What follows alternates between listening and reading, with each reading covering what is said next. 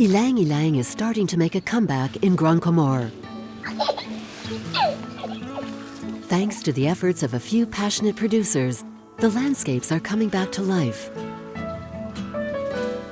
Where once they were condemned to disappear, now the commitment of the younger generation has started to bear fruit.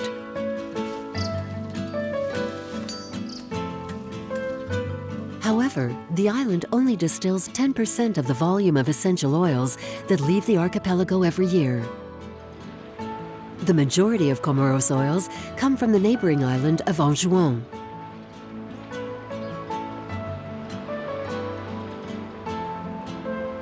On this island workshop, there are no big companies. Production is carried out by a string of independent producers. Each village and each family has its own little still. Ylang Ylang provides an essential source of income for a multitude of poor and isolated workers. It's difficult to modernize in one go an industry that involves so many different operators.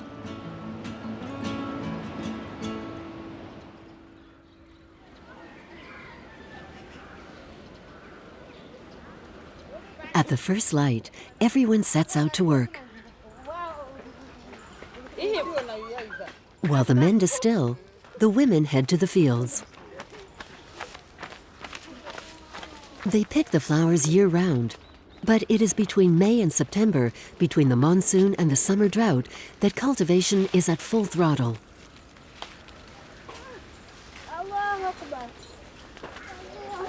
For generations, the Ylang Ylang flower has been the only way for these women to earn a living.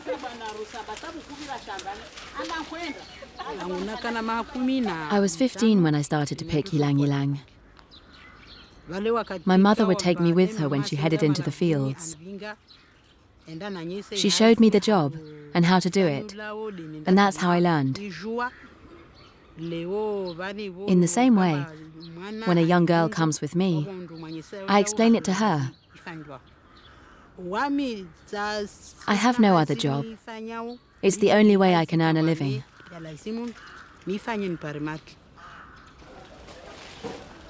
Often overlooked, sometimes scorned, these women workers slave away for long hours in the full glare of the sun.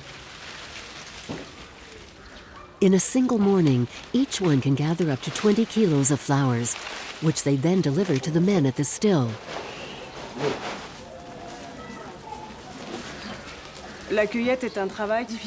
Harvesting is hard work. In reality, nobody wants to do such a difficult and poorly paid job. So it's often women, and those who are single, or whose husbands don't have a job.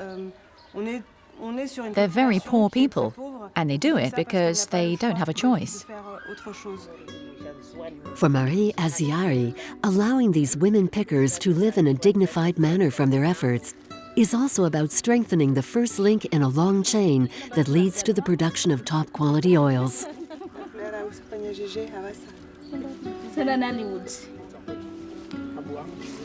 Because they are paid by the kilo, as they were back in colonial times, the women are often forced to pick flowers that are too green and which will produce an oil of mediocre quality. It's the start of the season, and there aren't that many yellow flowers.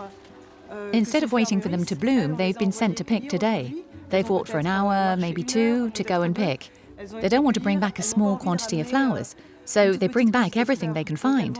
I'd do the same if I were them. If I had to walk and I was paid by weight, I'd pick everything I could get my hands on. Today, new ways of working are starting to emerge on the island. They are seeking to improve the quality of the oils while increasing income for the pickers. You could pay more for ripe flowers and less for green ones. Or you could, and this is the way we're going now with the creation of cooperatives, have pickers who aren't paid by weight, but are paid by the month. At the Fulera Gemma Cooperative, women earn a decent living. They have formed an association and even have their own still. Flower necklaces, jewelry, and traditional clothes. They're proud to show they don't need men. We pick the flowers here ourselves. I do the distilling. We help each other so that there are no men here to spoil our work. Other women are doing the same now. They can see that it works, so they ask me about it. I explain that this is an association and tell them how it works. If we do it this way, we can feed ourselves, take care of our children, buy soap, improve our lives, have clothes, notebooks and pens. As for our husbands, some are on Grand Comore, others on Mayotte, and some others are in Moheli. It's like we're single. We have to live like that, like single people. But in the end, we manage without too many problems. Congratulations. It's very impressive what you've done here.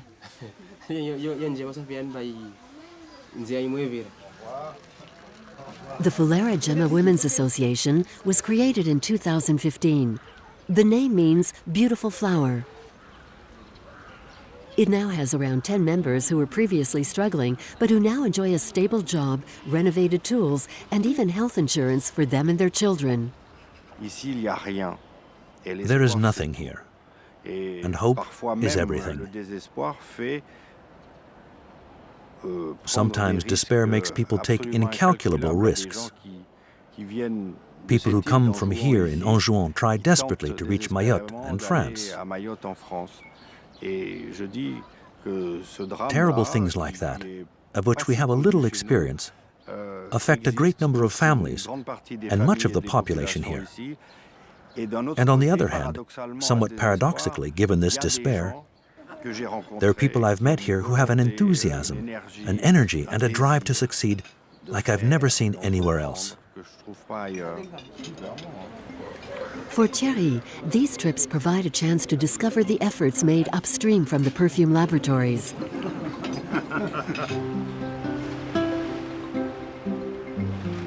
But despite significant advances, distillation activity on Anjouan is still a source of concern.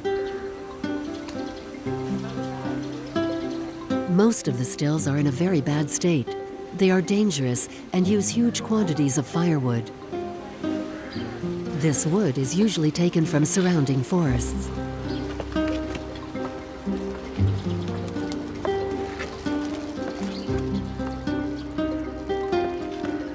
Christophe Baron has been working alongside the small-scale distillers of Anjouan for the past decade.